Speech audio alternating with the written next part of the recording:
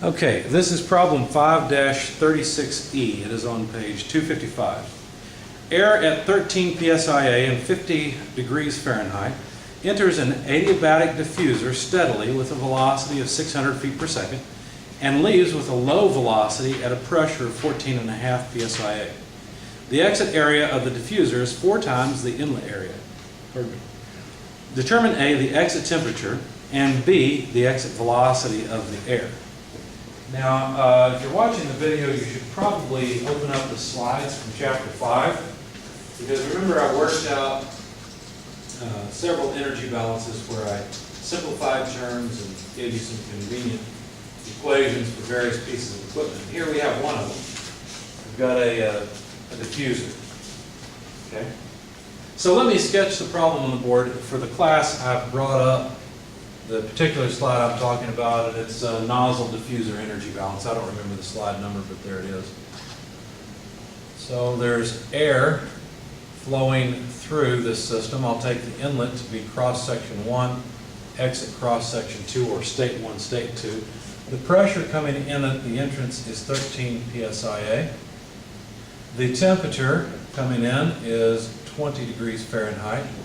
Now, anytime they give me a temperature in degrees Fahrenheit, I usually just convert to Rankine heat. Okay, or Celsius, just go for Kelvin. That's 480 Rankine coming in. And then the velocity, I should have left myself some space. The velocity is 600 feet per second coming in. They told us that the velocity exiting was small, so basically it's not so much that the velocity is 0, because that wouldn't actually work, right? If the velocity were 0, the air would never leave and air would be stacking up in here. But the idea here is really more that the kinetic energy, the V squared over 2 term, is 0. That's what they're trying to suggest to us. Okay?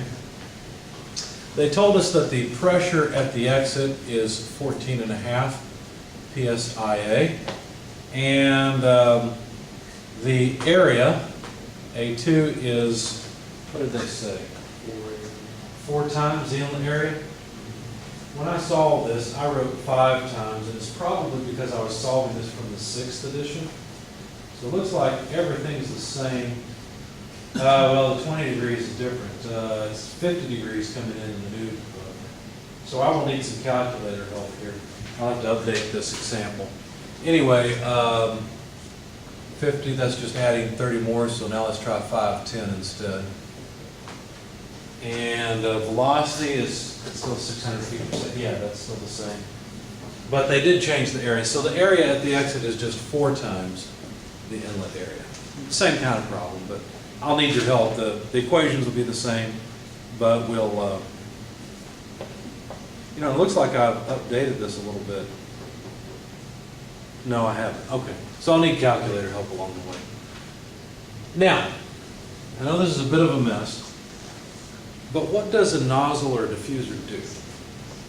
Speeds it up or slows it down. Speeds it, okay, how does it speed it up or slow it down? Because if it, in this case, slows it down, it's gotten rid of some kinetic energy. But it can't just destroy it. Where does that kinetic energy go? Transferred into Flow energy and thermal, right? Look, that's what this equation says. It says that enthalpy and kinetic energy, now remember there's internal energy and flow energy, that's this enthalpy, coming in, so all that leaves is enthalpy, for all practical purposes. In other words, we expect the pressure and temperature at the exit to change. So, let's go through this. I did something similar to 220, so you guys should be able to nail this. You ready? What is this velocity? What kind of energy does the velocity make you think of? Kinetic, good. What kind of energy does the temperature make you think of? Thermal. What kind of energy does the pressure make you think of? Force is not energy. I didn't have this discussion about units. What is the pressure? What kind of energy? Flow energy. Okay, now when you first come into 220, and usually 320, pressure makes you think of potential energy. Because you feel like something's under pressure, it's like a spring, it's like potential energy. Well, we've got to break that. Really, this pressure should make you think of flow energy. So imagine a V with it, a specific volume. Okay? And really, it's these things together that give rise to enthalpy. Make sense? So that's what you should think of. When you see pressure and temperature together, maybe you don't think of that, but at least just think of enthalpy, because that's what it is. Fortunately, the enthalpy of an ideal gas, like air, depends only on its temperature, not its pressure, and that's where your brain begins to break and say, wait a second. Well, why is that? That's because the specific volume will depend on the temperature and pressure, so it's all together in there. Does that make sense? That's why the enthalpy will depend only on temperature. Okay, so what if I kind of danced around? Well, the usual suspect, right, an energy balance. Now, this is a steady flow process. And so we could go through the whole big equation here I've got on the slides and come down to the result. If you're watching the video, you should try that. You'll also have the PDFs in your hand so you can see how I did it. So in the interest of time, I'm just going to do this. I'm just going to write down the result. Here's the equation for the diffuser. Pressure and temperature combine to make enthalpy, right? Flow energy and thermal energy. Kinetic energy as well comes into the diffuser. For all practical purposes, the only thing that leaves is flow energy and thermal energy. Okay?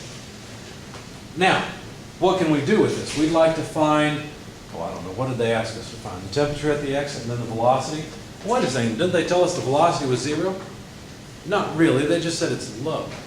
So really writing V2 equals 0 is not true. They said it's low, indicating that the square of it over 2 is going to be really low. And that's why we were able to not have it in this energy balance. That's why it crossed off. Okay?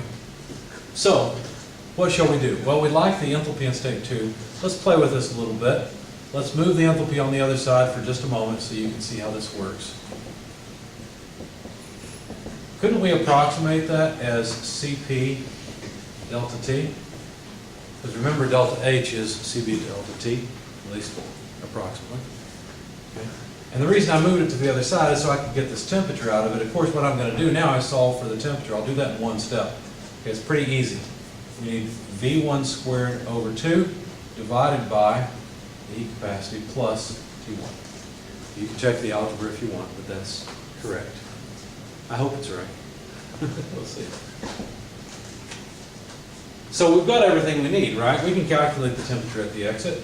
600 feet per second, quantity squared, divided by 2 times the heat capacity. Now this is one of the numbers, I think I've got this one. I think it's 0.24 BTUs per pound mass per Rankine. But please go look it up. Go to the first page of the second appendix.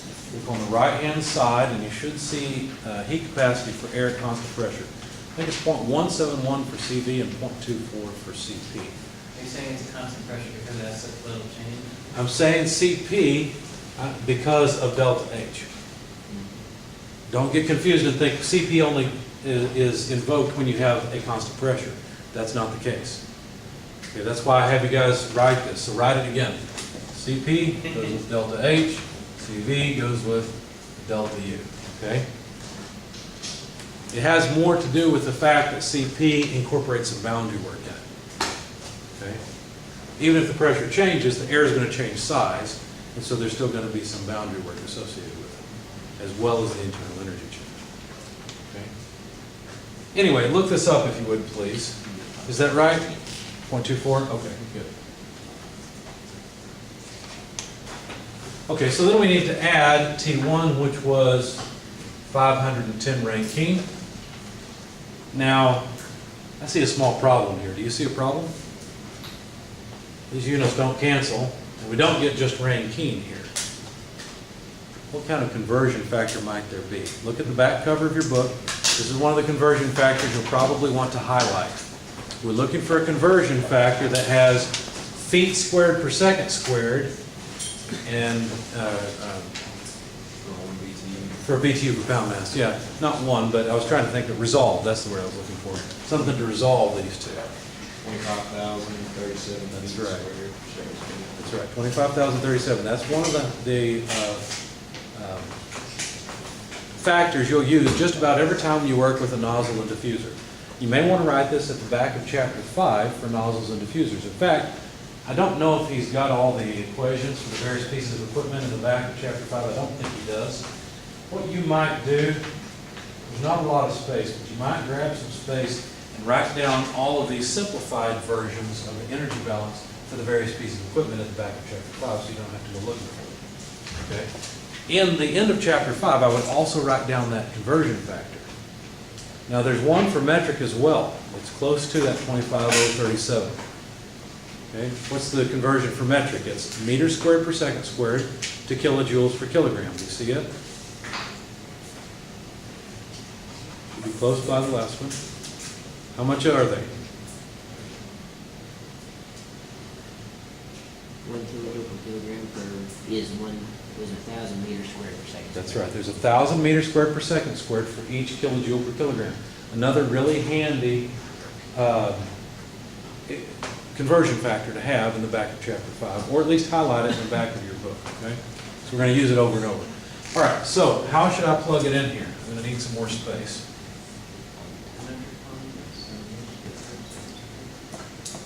Multiply or divide by the 25037? Divide. So there's 1 BTU per pound mass for each 25037 feet squared per second squared. A little messy, but there it is. So the BTUs per pound mass will go away, and the feet squared per second squared will also go away. Okay? Now I need calculator help here, because when I worked this problem I had, well, no, I can take care of that. That's easy. The only difference is this term. It's 510, which is 50, so all I've got to do is add 30 to my answer, so 80 degrees Fahrenheit. Or, well, we would have gotten plus 30 would be 540 Rankine. Is that correct? Okay, make sure you can plug this in your calculator, excuse me, and get it right. A lot of students will cross off the feet per second and think that means the square is gone for some reason. Okay, so be careful. The exponent operates on the number and on the units. Okay. Questions so far? You okay?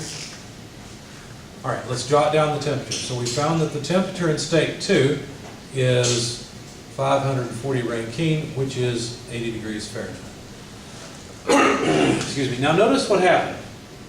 The temperature went up at the exit. That makes sense. The kinetic energy had to go somewhere. It went into internal energy. At least some of it did. The pressure went up too. Does that make sense? Is the fluid going to flow in a direction of increasing pressure? Doesn't seem like it, but actually it does. In fact, if you know anything about venturis and carburetors, you know that there's an area where the pressure is reduced in the venturi. After the venturi, there's pressure recovery, where the pressure actually increases. And, well, let me back up. Let's talk about the inlet side. Pressure decreases. After. So the pressure is low in the venturi throat and then increases because of pressure recovery, because of this very effect. Basically, a venturi is a nozzle with a diffuser after it. That's all it really is. Okay. So really, it's more of an energy thing than it is a pressure thing that determines which way fluid flows. It's also an entropy thing, but we'll get into that later. Okay. All right. Notice we have used the energy balance. Could we use the energy balance again? Sure, but we're probably not going to be able to solve for anything. In these problems, frequently what you have to do is use an energy balance and a mass balance. Okay? So the next question is, what's the velocity at the exit?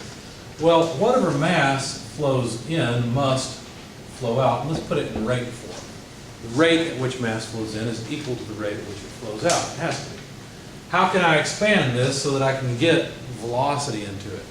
Well, how about if I do something like this? Density in multiplied by the volumetric flow rate in equals density out, volumetric flow rate out. Remember I showed you those equations in the slides? I think it's been a while now. But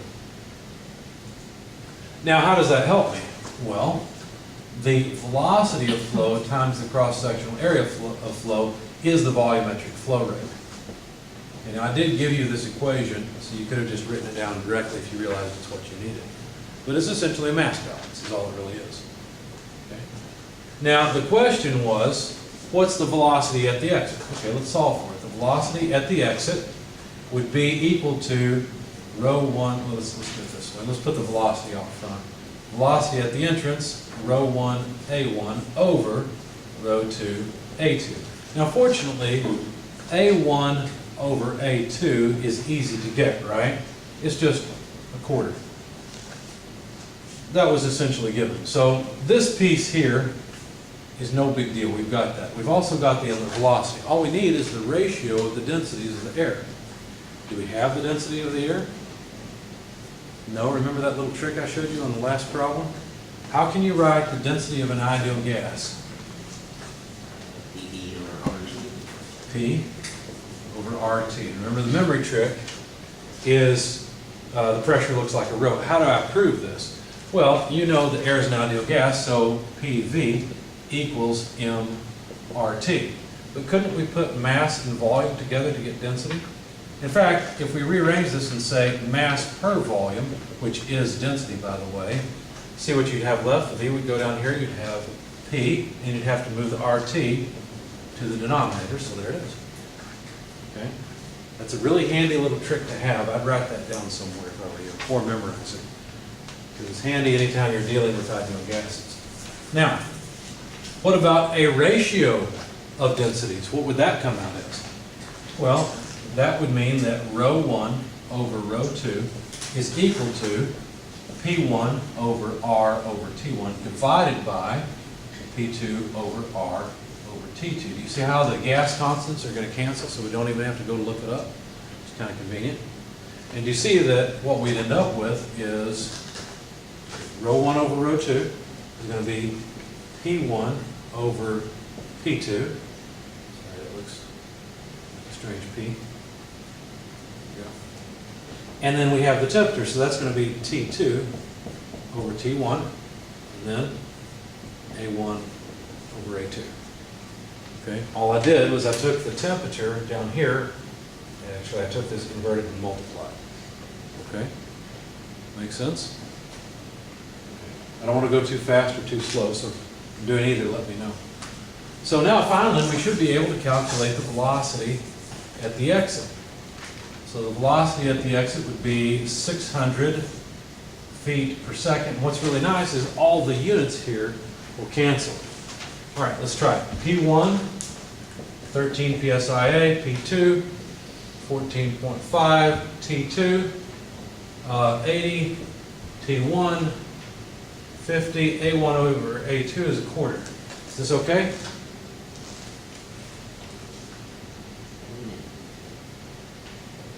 I mean, it won't matter if I'll it's. push you into a hole again, aren't I? There's something wrong here. What's wrong? It needs to be an absolute. I said PSIA absolute. That was a hint. The temperature has to be absolute also. You can't plug it in Fahrenheit. That won't work. I can't tell you how many times you guys will do that on an exam. I'm trying to save myself a little bit of grading here. Just plug in absolute units. It's easy. So 80, where was that? Here it is. It's 540 Rankine. And the temperature at state 1 is 510. Why do we have to use absolute units? The ideal gas. Because we use the ideal gas law, and the ideal gas law relies on. Now, just for the fun of it, take 80 over 50 in your calculator, and compare that to 540 over 510. It's a completely different ratio, isn't it? Okay.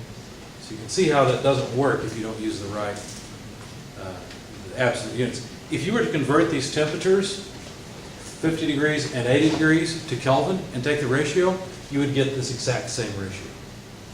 Okay, it would work. All right, because Kelvin's an absolute scale as well. Anyway, I plugged all of this in my calculator, but the numbers were a little bit different, so I need you to plug it in as well and see what we get.